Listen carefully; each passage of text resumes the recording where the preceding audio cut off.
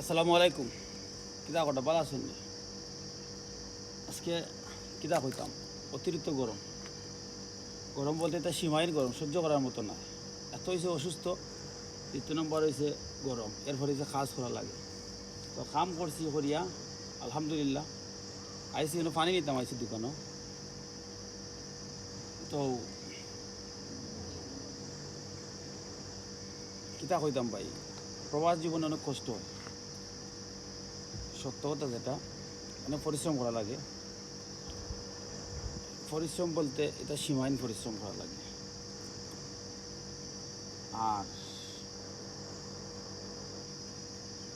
কিছু বাংলাদেশে অবস্থানরত ভাই বোন আছেন, তারা মনে করে কিতা জানেননি, প্রবাসে আইলেই মনে করেন যে খালি টেকা।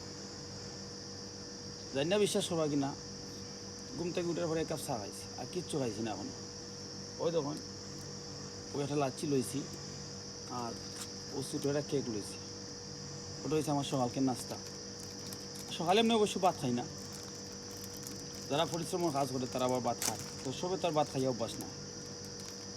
আর এখন আবার হইও না যে ভাত নাই দিকে ভাত খাই না, না আলহামদুলিল্লাহ আছে, সময়ের অভাবে খাইতে পারি না। অনেক সময় আছে রান্নু দিকে খাই না, রাত্রেও আর দুপুরেও অনেক প্রায় সময়, আমার প্রায় অনেক দিন এই না খাইয়া খাইয়া আমার আরও শরীরে ধরছে।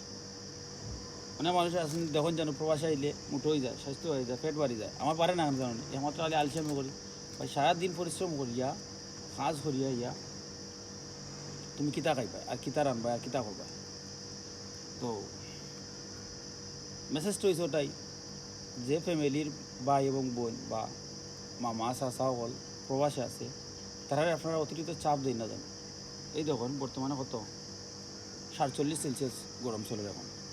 তো 47-এর মাঝে একটা মানুষে কেউ আছে গাছের নিচে কাজ করে, কেউ আছে মনে করেন যে বিল্ডিংয়ের নিচে কাজ করে, আবার কেউ আছে আবার ডাইরেক্টলি মরুভূমির কাজ করে, যারা মেশনের কাজ করে। ওই দেখুন এত ক্যামেরা তো নিজে নিজে ভিডিও বানাই আপনার দেখাইতাম ওর মাঝে, ও আমার সামনে সর্বোচ্চ আমার থেকে 10 মিটার দূরই, তারা আমার কাছে আর বুঝছেন নি, তারা কাজ হটা 47°C রোদের মাঝে। অথচ মানে পানি খাইয়া 2 মিনিট যাইতো না, আবার পানি তিরাসে ধরে এত পরিশ্রম করে প্রবাসী মানুষে। তারপরে দিন শেষে দেখা যায় এয়ারপোর্টে গেলে প্রবাসীরা হয়রানি হয়, লাগেজ খাটিলায়, ওগুলা খাটিলায়, তারা সম্পত্তি নেই কি মানুষে টাকা পয়সা আত্মসাৎ করে। এরপরে মনে করেন যে ফ্যামিলির উপরে চাপ দেয়। আর বিশেষ করে প্রবাসী যে বউগুলো আছে, তারা তো অস্তিত্ব নাই। সত্য কথা যেটা, মানে একবারে 100% কথা।